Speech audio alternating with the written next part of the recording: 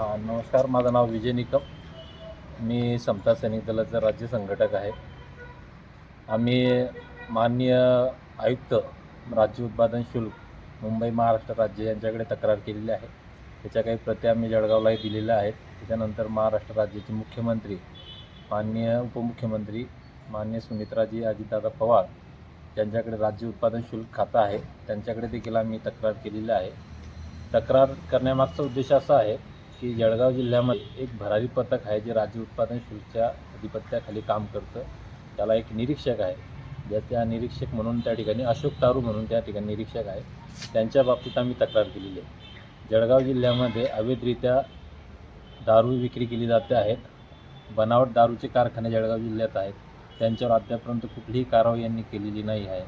त्याच्यानंतर जळगाव जिल्ह्यामध्ये वेगवेगळ्या ठिकाणी धाबे असतील, हॉटेले असतील, त्या ठिकाणी अवैधरित्या दारू विक्री केली जात आहे.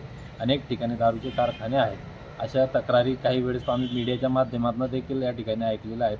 पेपरमध्ये याच्या बाबतीत अनेक तक्रारी त्यांच्या छापून आलेल्या आहेत.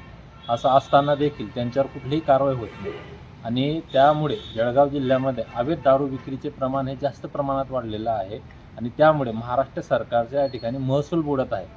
त्या अनुषंगाने आम्ही आज म्हणजे दिनांक 14 फेब्रुवारी रोजी राज्याचे आयुक्त यांच्याकडे या संदर्भात आम्ही तक्रार केलेली आहे की संबंधित जे निरीक्षक आहेत भरारी पथकाचे, ते भरारी पथक आहे की वसुली पथक आहे, याचा प्रश्न आम्ही प्रशासनाला राज्य उत्पादन शुल्क विभागाला विचारलेला आहे. आणि त्यावर जर प्रशासनाने अशोक तारू यांची चौकशी करून जर त्यांच्यावर कारवाई केली नाही तर आम्ही संघटनेच्या वतीने यासाठी आंदोलन करणार आहोत. विजय निकम, समता सैनिक दल राज्य संघटक.